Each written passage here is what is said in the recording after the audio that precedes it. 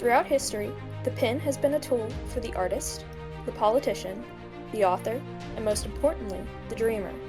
The ink within is the lifeblood of illustrations, the written word, and mathematical equations, allowing those who would understand a glimpse into worlds other than their own.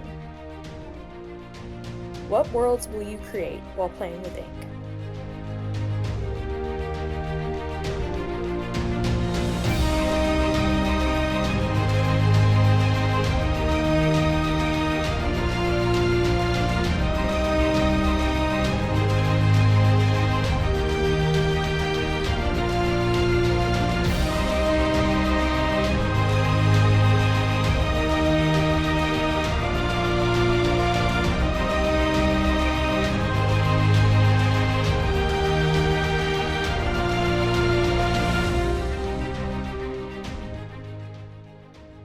Hi, I'm Plutarch. And I'm Nerwin.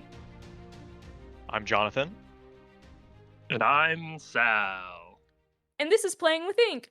Woo! Woo! Okay, woo! This is the first episode we've had 2 guests on, so this will be awesome. For people who don't know the show, this is Playing with Ink. This is a podcast all about creativity and world building and just trying to find realms beyond our own that people have created. And today we have on the founders of Fountain Mouse Games. If you guys would like to introduce yourselves real quick. All right. I am Jonathan Sorcy, one of the co-founders of Fountain Mouse Games. I think if there's anything else I should really say, I majored in creative writing and history in college. Thought I wanted to write novels full time for a long time, but kind of through college and then since then have gotten a lot more interested in tabletop gaming and I guess telling stories more through that rather than through like direct novel writing. So that's how I've kind of gotten into the tabletop game world and designing games. But yeah, that's me.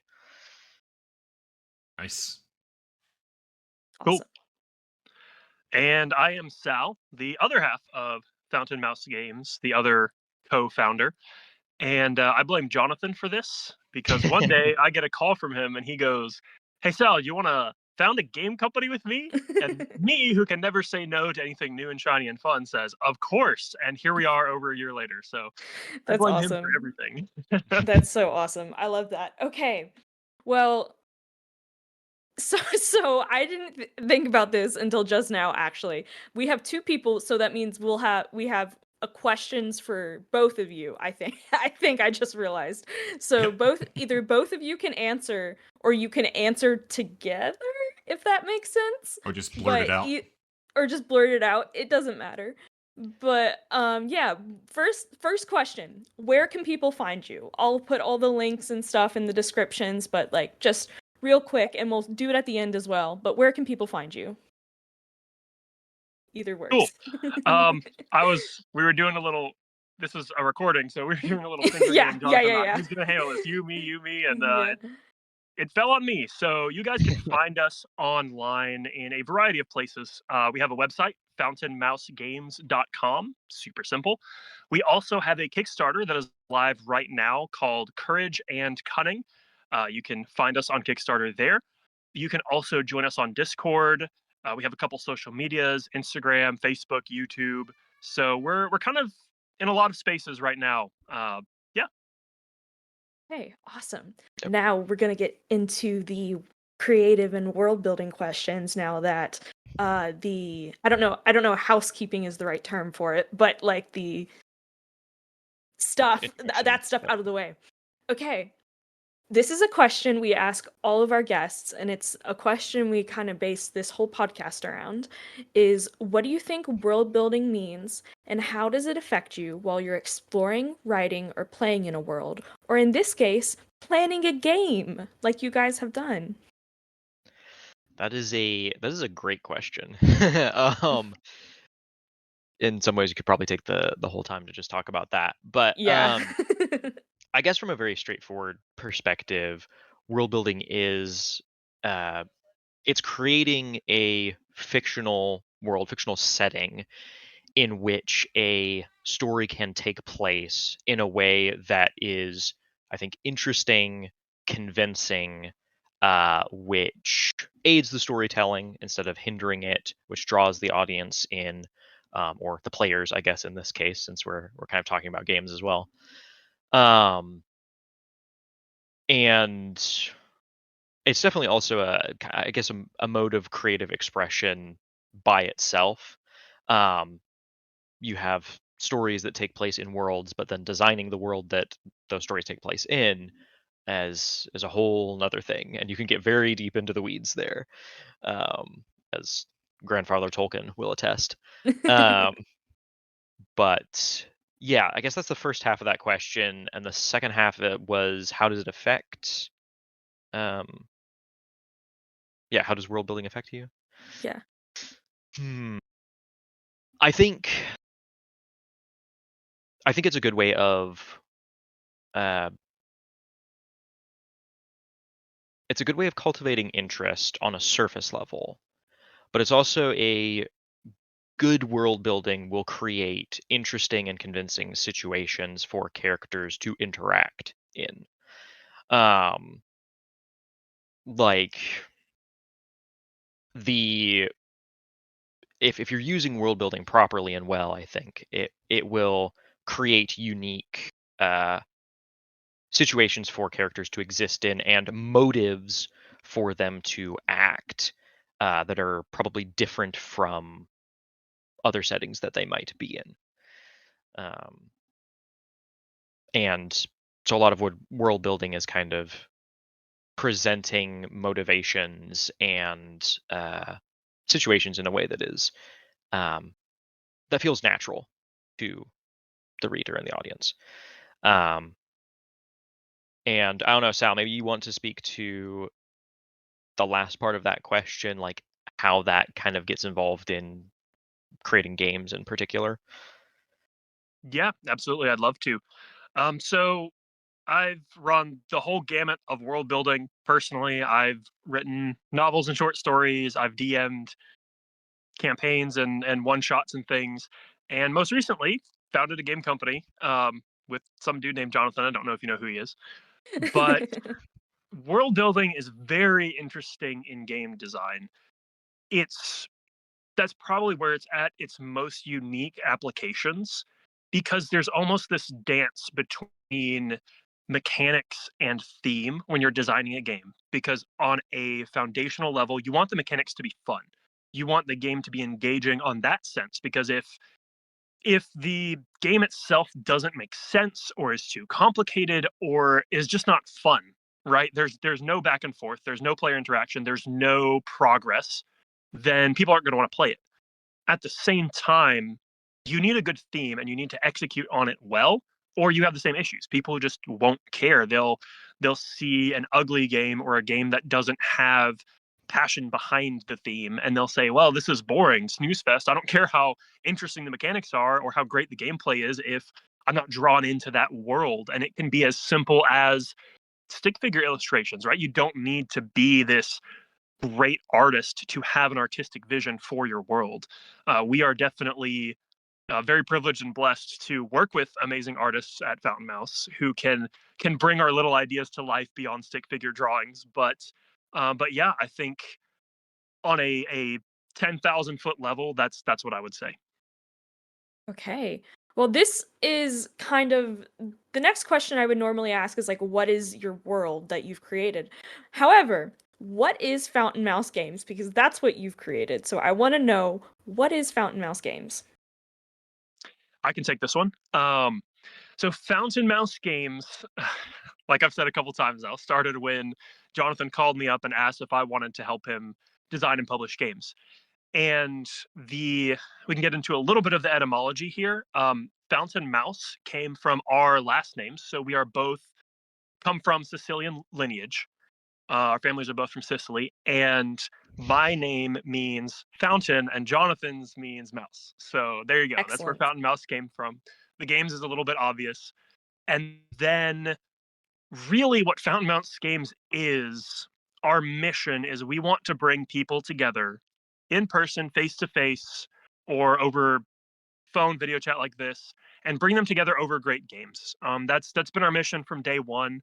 That continues to be our mission, and it will be our mission for the foreseeable future. So, making great games, bringing people together over those shared experiences, I think is very key to both of us. Awesome. Well, tell us how you world build using these games. If you, either one of you can answer that if you want. Yeah.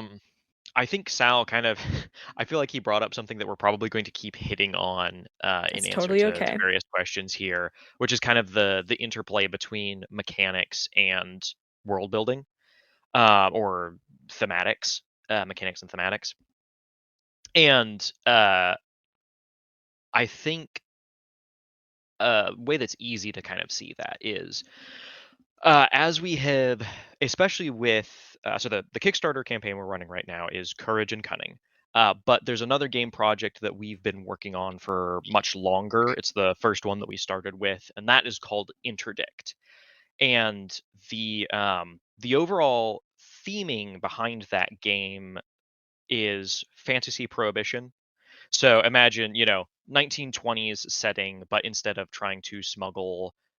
gangsters trying to smuggle moonshine, you replace that with potions. And so you kind of have a lot of tropes from familiar kind of mafia, 1920s, 30s, gangster films and pop culture there, mashed up with a lot of familiar fantasy tropes.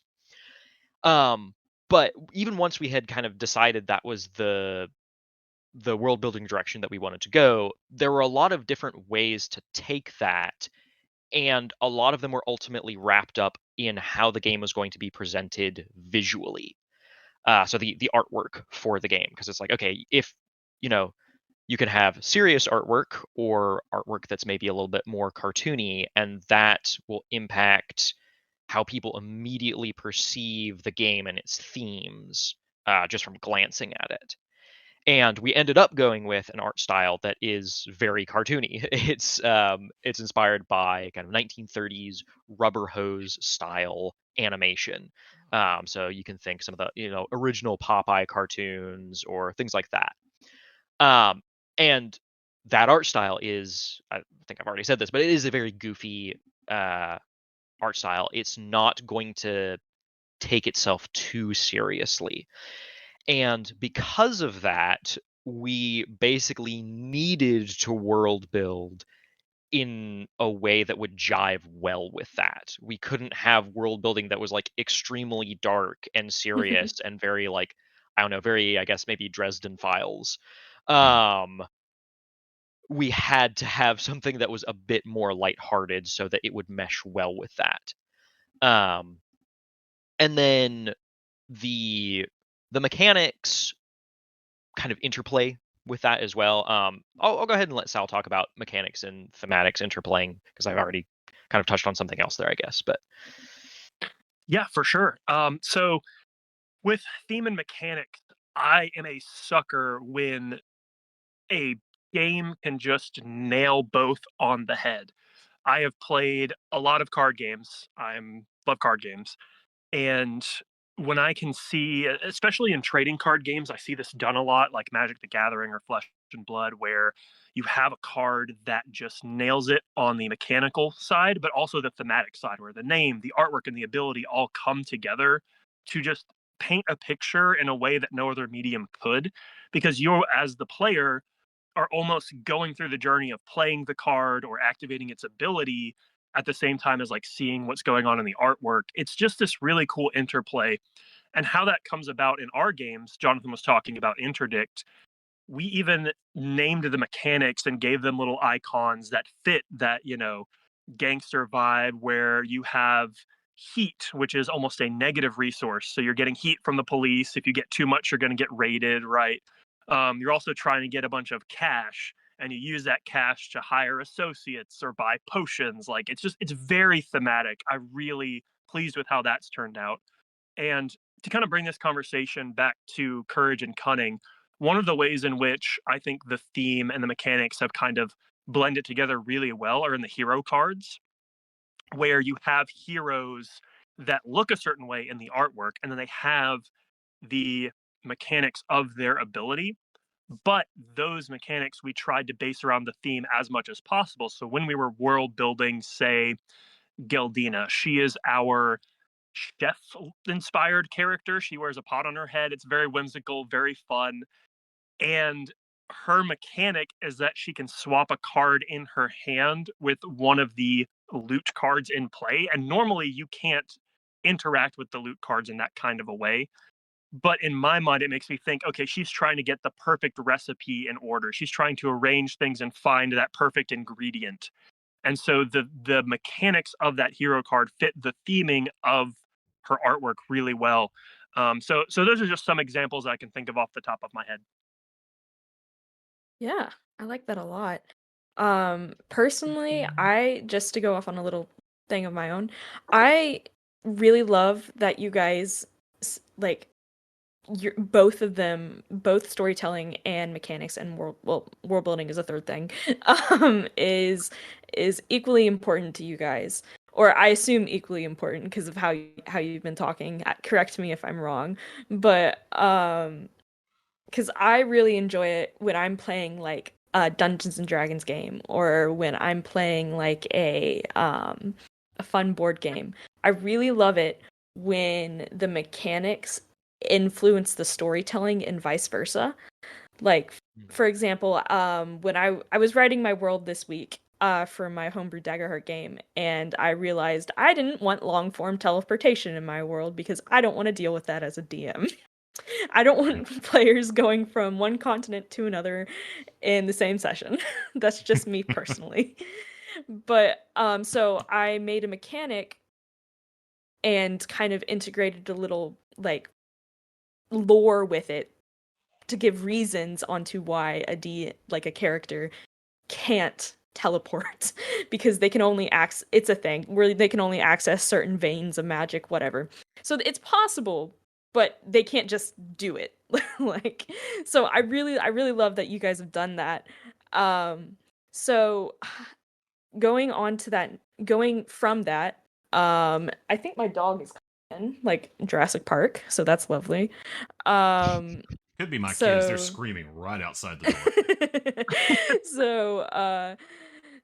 So this version of world building is different than a TTRPG, like I just mentioned, or novels or film. How do you think it differs from these other mediums in terms of process, execution, and weaknesses and strengths? I know that's kind of a big question, but I feel like that board games, not a lot of people think of that when it comes to world building. Like, that's like not like in the TTRPG space, at least they're like, oh, you're world building, you're playing a TTRPG, you're not like playing like a card game or a board game. But those, I feel like this is like a good opportunity to compare those things. And it's like, so there you go, that's one question for you. Yeah, for sure. I can cover strengths and weaknesses if, Jonathan, you want to cover kind of our process. That sounds good. I could try to do that. Yeah. Yeah, perfect. Right. So with the strengths and weaknesses of the medium, I think one of the strengths has got to be that it is inherently a visual medium. So we can kind of use the artwork and the graphic design and the presentation of the game, even how it's laid out on the table, to tell a story. Definitely a strength. As a quick example of that, I was recently playing a Button Shy game. If you haven't heard of them, they're very small card games, 18 cards. They can fit inside a small little wallet. And it was called Adventurous. And the whole point of the game is you are trying to play out every single card and form almost this map of where your ship is sailing on this sea, and you're discovering these marvels and these locations. And at the end of the game, you literally have to go back and count how many path spaces you have placed out. And so the game itself is taking you through this journey of like, oh, I went and I placed this marble here, and I saw some sharks over here, and like dodged a whirlpool over here. It was a really, really cool experience playing that game for the first time. So definitely a strength. It was very visual, and they also kind of use their mechanics as well. So going back to that, interplaying with it. I think one of the weaknesses is definitely that it might be maybe tempting to rely on those visuals too much, where you definitely still have to put in the elbow grease behind the scenes to kind of build out some stuff that people aren't going to see. As a forever DM, I know the work that can go into session prep, and especially if you have a long running campaign, there's stuff that your players just aren't going to interact with. They're never going to see it unless you literally railroad them into it. And even then, they're going to find a way out of it. I swear, every time. Yeah.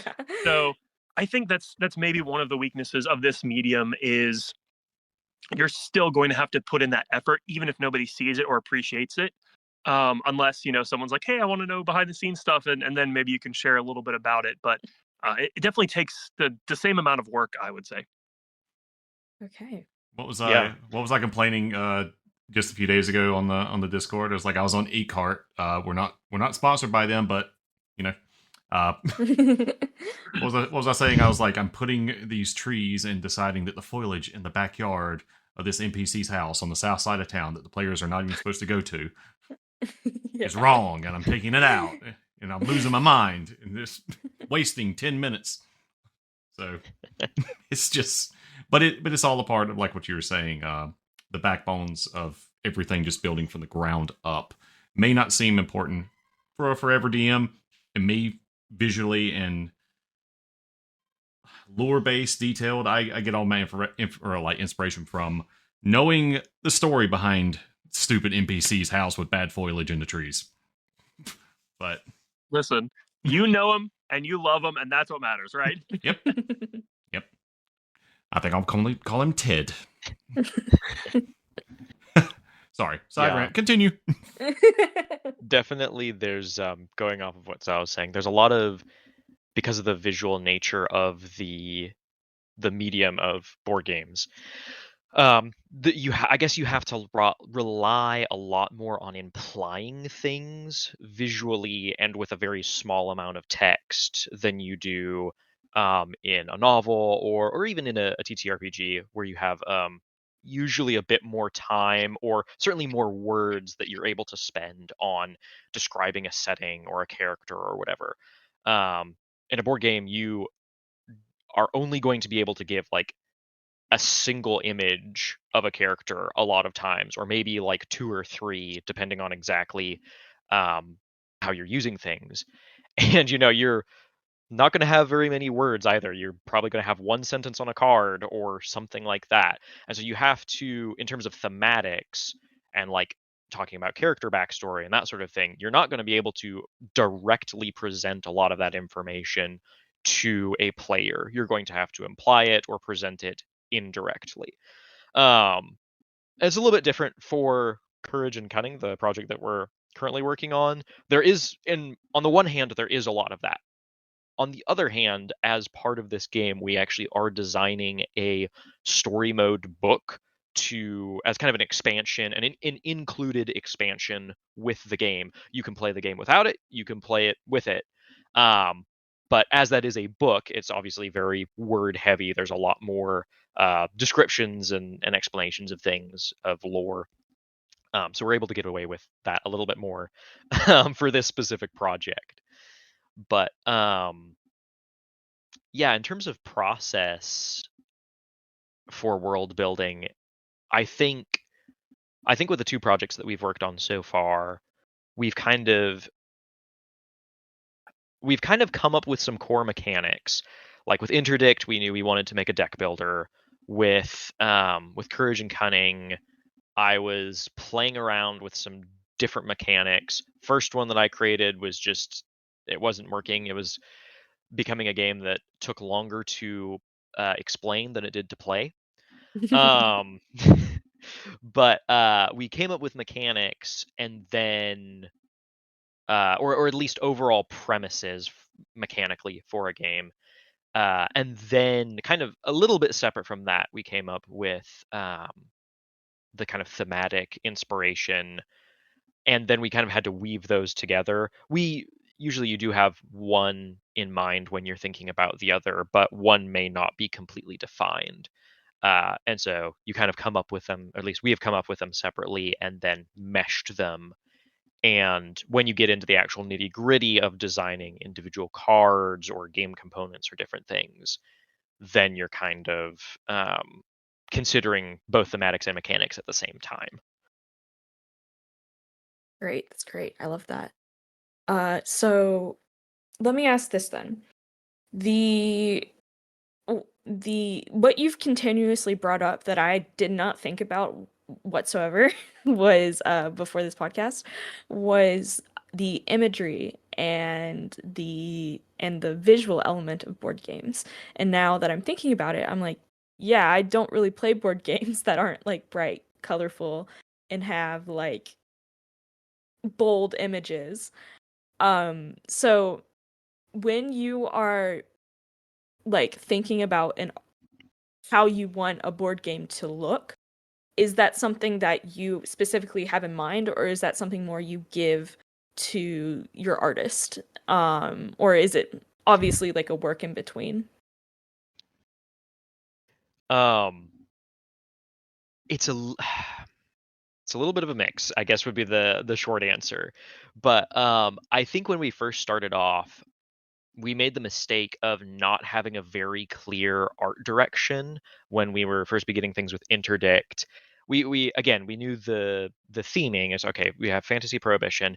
We kind of just gave that to a couple artists that we knew and we were thinking about working with, and we're like, hey, draw something in like with this prompt, but we didn't really specify that much of a style.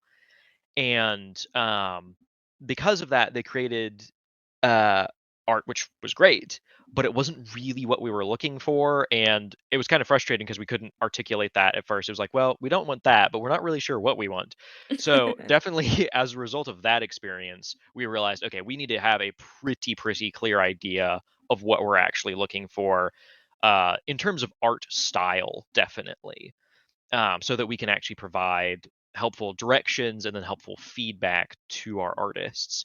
And also, as we've continued to, we've been so Kyra Martin is the name of the artist that we've been working on both Courage and Cunning and Interdict with.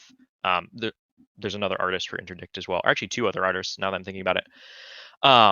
But Kyra we've worked with the longest, and over that time we've kind of gotten to understand some of her style and what she does really well with, and we've been kind of able to make artistic decisions in a way that would mesh well with what we know she is able to do well. And so there's definitely somewhat of an interplay there, but we've learned to have very clear art prompts to describe pretty much what we want, or give, sometimes we do give latitude and like a couple of options or different things. And usually we'll try to get a couple of sketches from our artists of like alternate versions of things. And then we'll say, usually what happens actually is we look at both of them and we're like, wow, I really love both of these. I wish we could do both. But It's like that meme from where it's there like there's two cakes and you're like, oh wow, it's two cakes. Like there's one good cake and one medium cake, and they're like, oh no, my cake sucks. But it's like, there's two cakes. I don't know. Or I the don't button know. one. It's a meme. I'll put it in. I'll just put it in the Discord. The button meme, dude. The button meme is a good call to there. Yeah. But yeah, I don't know what do you want to add to that, Sal? Yeah, I guess just to touch on our process a little bit more, I think with a game, we definitely start with mechanics most of the time.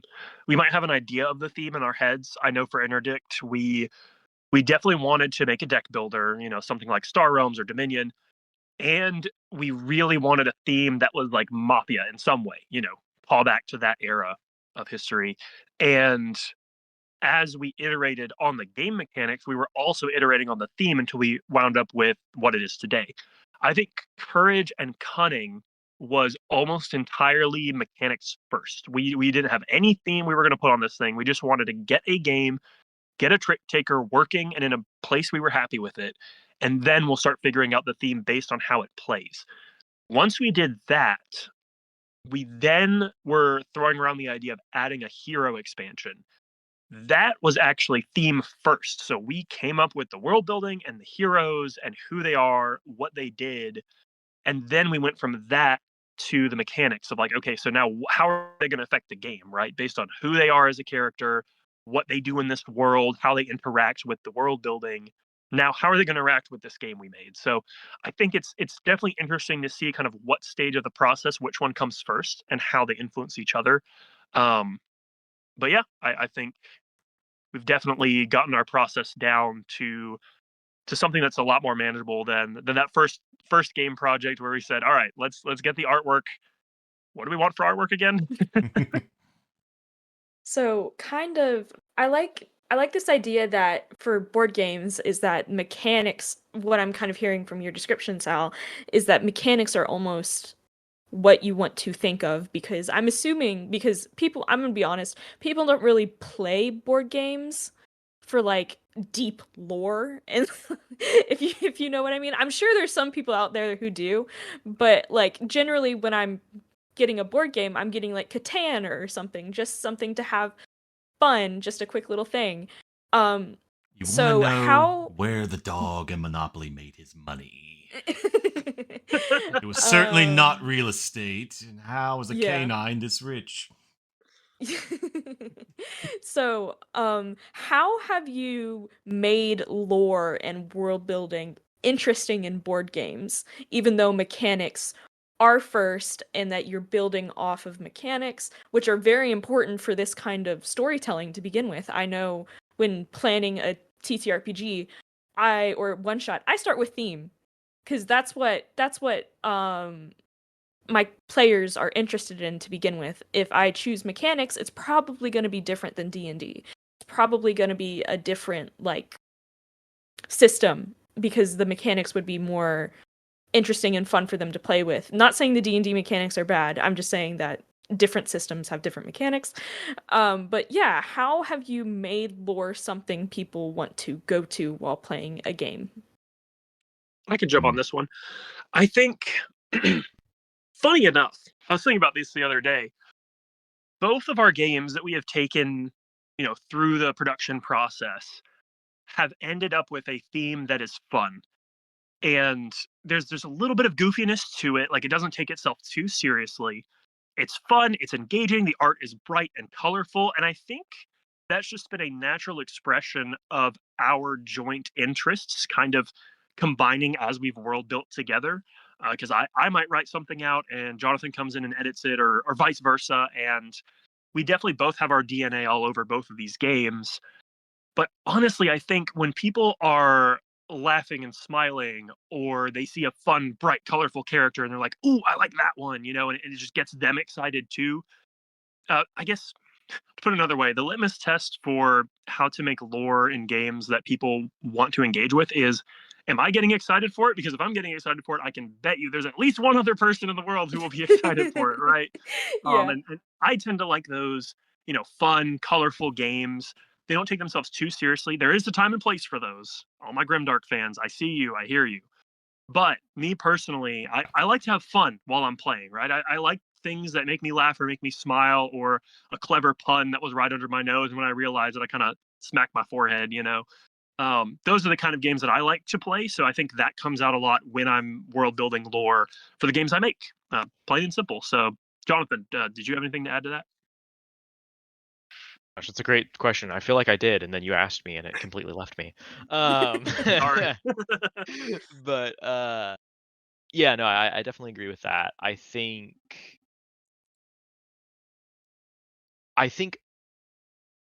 Sal and I both definitely want to try and integrate story and narrative and world building as much as we can into board games. And most games, um, kind of as we've been discussing, by necessity in a lot of ways, those things take a little bit of a back seat to the mechanics. The mechanics have to work and have to be fun, otherwise you don't have a game. You might have something else, but you don't have a game. Um, You have a lore but document. yeah, no, exactly. Um, but that's definitely something that we want to really explore, ways of integrating narrative well. And in all honesty, Courage and Cunning is kind of an exploration of that with having this story mode book. We thought it was a really fun, interesting way to promote story and to kind of set the game apart from other things. But we haven't, we have yet to hear feedback on it because the Kickstarter is still running and we haven't even fully designed the or we haven't finished production on the story mode yet. So I'm definitely curious to see what people think of that and whether that turns out to be like a favorite way of playing the game or something that people try out and decide that they like other styles of play better or what. But I definitely have played. I mean, actually, Sal and I met basically at Anderson over playing a game of The King's Dilemma, which it's a legacy campaign game. I think it ended up taking us like 2 years to finish playing it. It was kind of wild. But that was a game that it managed to integrate mechanics and story in a way where they intertwined and you couldn't really separate them. And it was super fun and interesting. Considering like, okay, these decisions that I'm voting on, because voting was the main mechanic in that game, these decisions I'm voting on are going to have an effect on the mechanics. I'm going to get a certain number of points from doing that, but it's also going to have an effect on the story. And my character has certain goals in this story overall, so I need to be thinking about like, am I going to be able to achieve those in the long term and things like that. And ever since playing that game, that's definitely had my wheels turning of how to replicate that in maybe a smaller scale, because that was a rather large game, but definitely wanting to bring in story as much as possible. Yeah, I played a game actually with one of our other podcast guests that was on episode Rygon, who was on episode 4, maybe? I don't remember. But we I don't remember. It was one of them. It was one of them. It was one of them. But we played a game. I sadly don't remember the name, but maybe you guys know it. It's a game where it's called like One Last Battle or something. It's not One Last Fight from Hit Point Press, but it's a game where you basically create a character who has already gone on an adventure. And the point of the game is there is one last like evil to face. And so it's a board game that is kind of not a board game at the same time, where you have a map and you're just moving your pieces on the map as you describe the story. So it's more like describing the story as more than a board game, but it was a lot of fun. And that's a game that's always stuck with me as a board game that's integrated story and mechanics, because there was like this thing where I'm just going on a rant here, where there was this thing where like one of you was a traitor, so you got to like figure out who the traitor is and yada yada yada. It was a good game. If someone knows what it is, make a comment and tell me, because I was trying to Google it and I can't find it, but I know it exists. Contact us. Yes, remind me what it is. But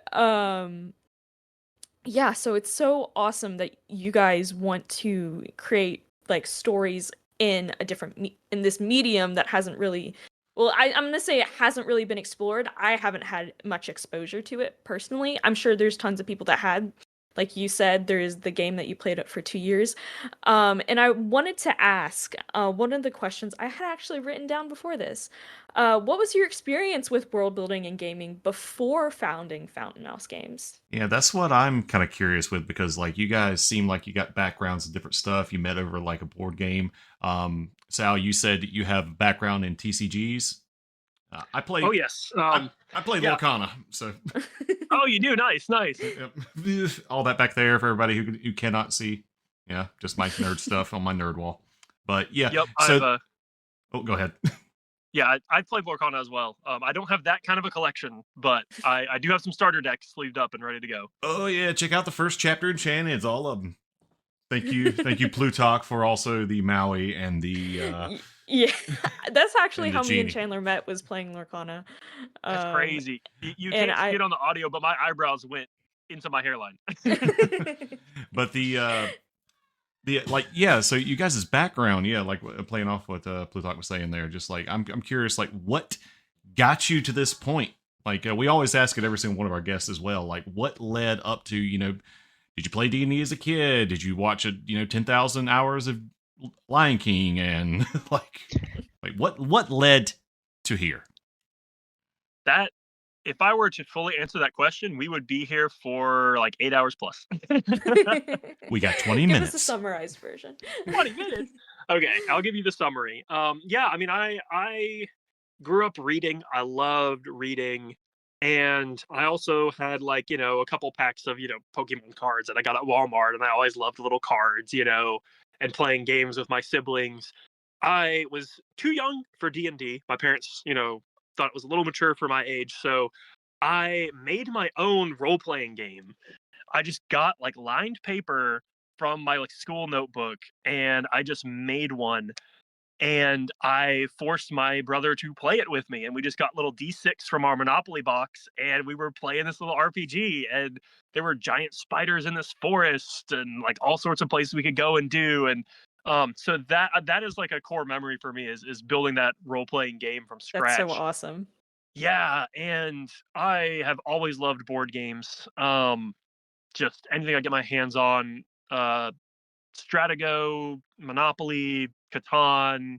As I got older, got to play more complicated stuff. Eventually did play D&D, loved it, and actually branched out to other role-playing games. I know you guys are big on that, so I've played Call of Cthulhu was a big one. Um, Also City of Mist. I've been wanting to play that game. I cannot recommend it enough. If you like, I've seen mechanics for it and people playing it, and I'm like, I really want to play this game. if you like the cinematic storytelling style of role-playing games, City of Mist fits that to a T. That's Um, awesome. so more recently, my history, so post college, a lot of my friends kind of still lived in the area. So every year for my birthday, instead of having, going somewhere and doing something, I would have all of my friends over in my living room, and I would DM a one shot. And it That's would be like my birthday one shot. This is how I that's want you awesome. guys to celebrate my birthday. Just come play a game with me, please. And they got kind of out of hand at some points with the amount of people who would show up. It was crazy. I would just Is blanket this invite everybody. is this the thing that you were talking about in the Discord about the 12 people or like 10 Yes. people or something? 12 people. Yes. Good Yeah. So my God, last man. birthday, not unfortunately this year I wasn't able to host one. Just life circumstances got in the way. But last year I invited all my friends, and we've kind of moved across. People moved to other states. We're spread out now. And I said, hey everyone, we're gonna meet up at my mom's. It's a central location. She's got a pretty big table. Like, I don't know who can come. And at first, the response was kind of, middling. We were going to get 4 or 5. I'm like, okay, that's a good group. We'll play with that. And then everyone was telling me, hey, if you could change the date, I could come. And I was like, oh, well, I want to see you. So I changed the date. And then I got 13 people say they could come. And I was like, how am I going to do this? Because the last birthday we had 8 or 9, and it took forever. So I got together with one of my buddies who was coming. He is also a DM. And what we did is we, from scratch in a week, created a one shot where 2 different parties in parallel universes were uncovering the same mystery. And then halfway through the one shot, we would switch parties. So they would go to each other's worlds, and we would switch DMs. I was so nervous that this wouldn't work because it sounds insane. It does So sound what we insane, did, but also awesome at the same time. it was so fun. Jonathan was here for this. We had one group of people who hadn't played City of Mist before, and then we had another group of people. I called them the vets. They had been through this before. So we had 6 at one table, 5 at another, and then my buddy was helping me DM. And we were playing, and everyone's, figuring out this mystery. It was kind of based on Jack and the Beanstalk, kind of get that mythology in there. And halfway through, we're like, okay, we're going to take a break for pizza. Like, let's go eat lunch, whatever. And then after pizza, I clapped my hands. I said, all right, everybody, it's time to play again. switch tables. And everyone was like, what? You know, it's kind of that moment of what is going on. And they quickly figured out that, oh, these are like alternate dimensions. And like their version of the villain is this guy and our version is this guy. And at the very end, we got everybody together. We pulled together both tables for an epic final battle in a pocket dimension. And I tell you, like, that was so epic. Everybody was locked in, dialed in. I thought it was going to be a train wreck, but everyone was having a great time. They were really respectful of each other, which I really appreciate. My friends, you know who you are. You guys are awesome. And the DM who helped me, Ethan, dude, you killed it. He walked in the room during this final battle dressed as the villain and role played him live and was taunting the players and leaning in their faces. And we have legendary moments from that game that we still talk about. Oh, it turned out way better than I ever thought it could have. When I found out I had 13 players, I was sweating bullets, man. That's insane, and you have just given me inspiration for a game that is on my bucket list now. Far braver than most DMs. So Yeah, that's insane. I love it so much. Fun fact, I think the first edition, it was either like first or second edition of Dungeons and Dragons, advertised that you could play with, I believe it was up to 100 players. It was some crazy, or maybe it was only 50, but in either case, it was some crazy number. I remember watching a actual play where they had a bunch, where it was like a Bridgerton kind of thing, but fantasy, where they had like 10 different like groups, but all in the same world, like in the same castle, but the same DM. It was called something. This was a few years ago. And if someone knows what it is, can you put the link and comment down below? Because I forgot the name.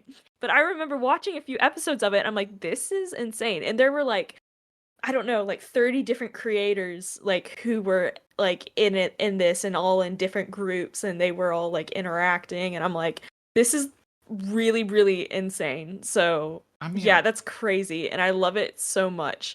I know first edition was based like narrative, like more based narratively, but I cannot imagine the combat. Like the insanity. Combat in real life. I think in those days it was a bit more advertised as like you being able to play it competitively. Yeah. Like I guess try to go through the same dungeon as another player and like see how far you can make it against a set of monsters or because they had like tournaments or whatever, like of the same, like game masters running the same thing, like in a huge room, and like who was able to progress the furthest. Again, 5th edition and 24, I cannot imagine like how. I don't think you can. There's no competitive aspect of it really more, but Gygax built all that off of war games and things like that. So yes. Speaking of competitive, how do you make your games this is another question I just thought of. Yay me. Yeah. How do you make your games competitive while still maintaining still maintaining story? Like you just described the 13-player game that had everyone locked in. Well, how do you make your games like that, but there's still like this kind of everyone's like having these epic moments? Like, yeah, that's my question that I just came up with. Do you mean in relation to tabletop role-playing games or Fountain Mouse? Fountain Mouse. How do you make your games competitive? Sorry, I should have been more clear, but I guess you can answer tabletop if you want to as well. But specifically talking about your games in Fountain Mouse, how do you make your games competitive while still making them like epic? Like, I know that's kind of like redundant, but do you see what I'm saying? Do you see what I'm saying? Okay, I think I get your question. I think of a great answer. I think a big part of it is just I mean, so much of game design is in the play testing. You can have a great idea, but it's probably not going to work the first time you try it out. And so you have to definitely workshop it a lot to get to that point. And I think a definitely something that we've tried to do. Both of the games that we have designed have had some element of asymmetry in some sense, which, if you're not familiar with that term, that's essentially just where you have player powers or abilities that do different things, are designed to function differently and have different effects. So that if if you play the game focusing on one of those things and then play again focusing on a different thing, it's going to be a very different play experience, because the mechanics are going to work a bit different, or sometimes very differently. Looking at you, Root.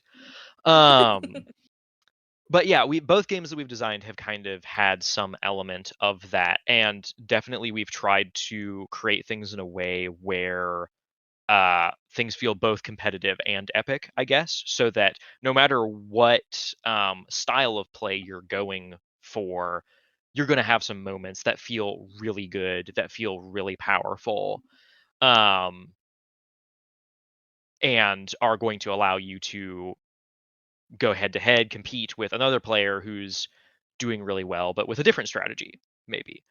Um, and I don't know. I think an example from Courage and Cunning that's great is one of the characters or one of the heroes that we have. Her ability is to play her cards secretly, essentially, and a big part of the game is what everyone before you has played. So of course, if you're going first, that's kind of annoying because you don't know what anyone's going to play. But if you are, a big part of the game is understanding the situation and being able to play into that well. But with her ability being able to play things secretly, that completely destroys that. And it's really satisfying to play your cards secretly and look at all the other players and just know they don't know what you're going to try and do. Are you going to do the thing that is maybe a more obvious play, or are you going to try to subvert that and do something else? And we were talking about it, and it's interesting because that ability, we're going to workshop it and buff it a little bit. Right now it's arguably one of the weakest abilities in the game, but it's one of the most interesting in terms of player interaction to see used. Cool, cool. So with Courage and Cunning, you kind of talked about with your other game the setting and how it's kind of like mafia, potions and all that stuff. Is there a setting for Courage and Cunning? Because I know you talked about a story mode, but I don't think we've mentioned it specifically. Forgive me if if I'm just repeating things, but yeah, what's the deal with Courage and Cunning? Like, is there a setting? Is there like Yeah. the vibe? Yeah, definitely. So Courage and Cunning it's a little bit of a unique setting, but broadly speaking, it is fantasy. We wanted it to be I guess not typical fantasy. So of all the characters, which there are 6 core characters that you can play as in the story mode, and of all of them, one is a human. There is one who is kind of like an elf, and there are some other kind of familiar tropes, but they're not exact one-to-one correspondences with I guess vanilla fantasy, as you might call it. So we definitely tried to, and are actively trying to, as we continue to create this world, trying to make a world that feels familiar broadly, but also feels very different and unique. And we've even integrated some kind of sci-fi elements as well. Beldas, the monk character, actually has a cybernetic eye, um, and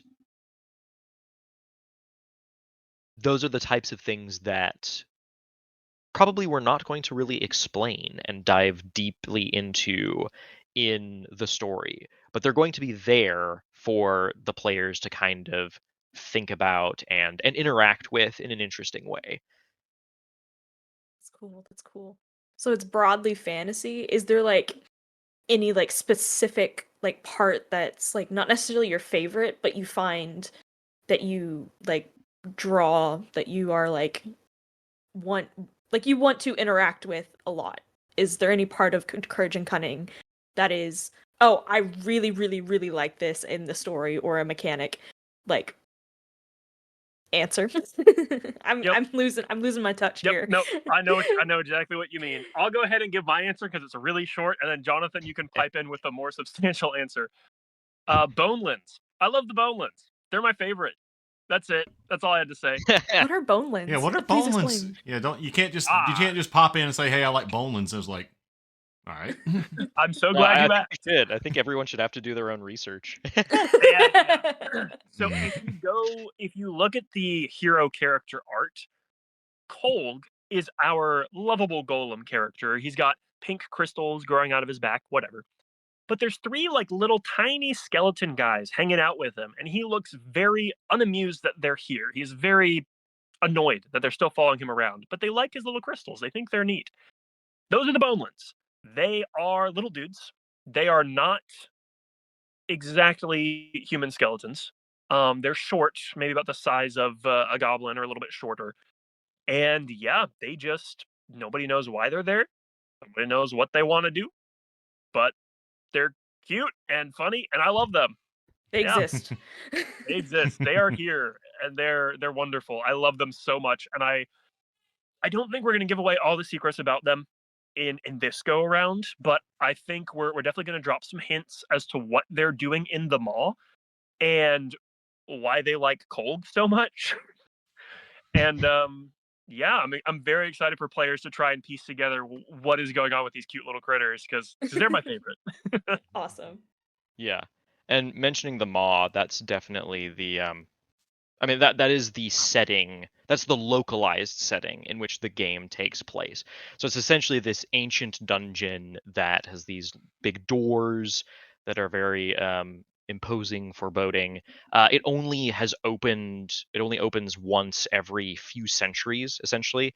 So it's kind of this legendary place that has a lot of strange and unique artifacts, powerful objects, different things. There's a lot of reason to go there, but because it only opens so rarely, it's a big event. It hasn't been explored thoroughly. In fact, it's only been explored a very small amount. But there's a lot of stuff going on in that setting. A lot of different little story avenues that we're going to explore and bring out. And so that's kind of the thing that I'm excited to focus on. This is definitely a game that focuses on that specific place a lot in comparison to like branching out and exploring the wider world, which maybe we will do in a future game, perhaps. I would love to do that, but we shall see. That's awesome. Okay, one last question, and I want to ask this question because this is the first time we've had two people on our podcast. And so how do you got obviously you work very well together. You've made a game. So how do you cooperate with each other to complete a project? Usually we have only one person who is doing a singular world that they are just kind of writing on their own, but you guys are working together. So tell me about like the process of like bouncing ideas off of each other and stuff. And this will be our final question, just as something to round off the podcast. Yeah, absolutely.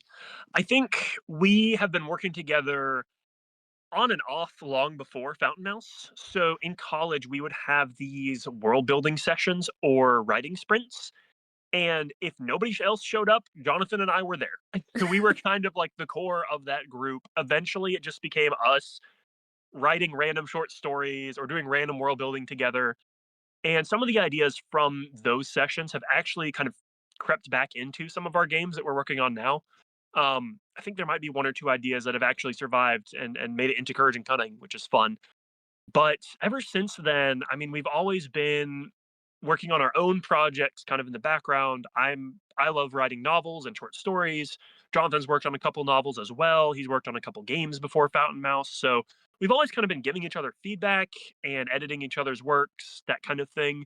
So when we founded Fountain Mouse, there was a little bit of an adjustment period at the very beginning where we both weren't quite yet used to having both of our hands in the same pot, essentially. It's a lot easier to look at something else that somebody's doing and be like, this isn't my responsibility. I can just say whatever and they do with it what they wish. But when you're collaborating this closely on something, we both feel like it's our baby. Like, I made this. I also made this. So now we kind of have to figure out, how do we do this co-parenting thing? You know, this is a weird analogy, but I'm rolling with it. It's a good So analogy. yeah, I think there was a little bit of an adjustment period there where it almost felt like, from my perspective, I needed to have, like, my eyeballs had to see every single piece of this game, every single piece of the world building, and personally approve it before we can move on. But I just came to realize, like, that is not necessary. It wastes my time, it wastes Jonathan's time, and it's kind of boring, honestly. Like, why? I don't need to see this. Just, I'll do a quick editing pass and we're good.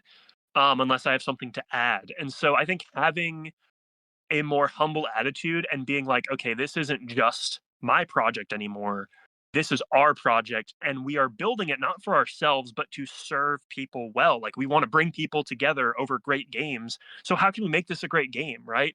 It goes beyond just your personal pleasure or enjoyment of making a thing. Like, yes, I still enjoy it, but there's almost like a bigger mission at hand. And so Jonathan's my partner in this mission, right? Like, we are brothers in arms right now, you know? Like, there's no time to sit here and be super nitpicky when Jonathan's perfectly capable of doing this thing over here while I'm doing this thing over here, and then we'll swap notes just to make sure we're not completely off base, and then we'll keep going, you know? And two pairs of hands are better than one. I think we've been able to accomplish way more in a much shorter time frame than either of us could have done on our own. I have said multiple times to Jonathan on our business calls and in our, business chat, I would never have made it this far. I would have given up long before now. I would have hit a roadblock and been like, I have no clue what to do here. I'm just going to move on to something else, right? But I think having another person who is capable, competent, and passionate about what you're doing to just hand off and say, hey, dude, I'm stuck. I have no idea what to do here. Oftentimes, the other person knows exactly what to do right then and there. Like, I can think of many times where I'm freaking out, I'm having a panic moment, and Jonathan's like, dude, this is the obvious answer. And I'm like, yeah, you're right. Cool. Moving on. So that's I guess a longer answer to your question. Yeah. Jonathan, Yeah, do you have an 100% answer? agree with that. That's awesome. All right. Well, is there any final words you want to say, just real quick, before we wrap up the podcast? Probably pancake and gremlin, I think, are two Thank good you. ones. That was very obvious and very important. I'm sorry, I should have said that. But anyway, yeah. Say where people can find you again. And again, I'll have all the links in the descriptions and on Spotify and YouTube. So just really quick, plug yourselves again before we wrap up. Yeah, for sure. Shameless plug time. So I've been Sal, Jonathan, co-founder, and you can find us at fountainmousegames.com. That is our website. We have an email list there. We have our games there. It's great. You can also find links to all of our social media on our website, so I'm not going to plug those. But right now, Courage and Cunning is live on Kickstarter. So if you guys want to get in on the action, if you want to read the story mode book we've been talking about, if you want to see the Bonelands, I mean, heck, do that. If you also want to see me in a cowboy hat, go check out Courage and Cunning on Kickstarter. It is live for, is it 2 more weeks, Jonathan? I think, yeah, like 16 days. Yep. So about 2 weeks. Not sure when this podcast is going live, but go check it out. You can see me in a cowboy hat. You can see the Bonelands. You can play the game, get a copy for yourself, and yeah, join over 100 backers at this point, which is crazy. So amazing. All right, well, this has been Playing with Ink, and we're super happy to have Jonathan and Sal on for our 10th episode. Whoa! Milestone. Craziness. And yeah, Double guests for double digits. Double digits. Now, obviously, we have to have 11 guests for the next one. Oh god, no, we're not going to play Sal's Insanity one shot. No, we're not going to do that. But thank you guys so much for being here, and this has been Playing with Ink. We will see you next time. Thank you so much for having us. Yeah, you're thank you. welcome. Bye, guys. Adios.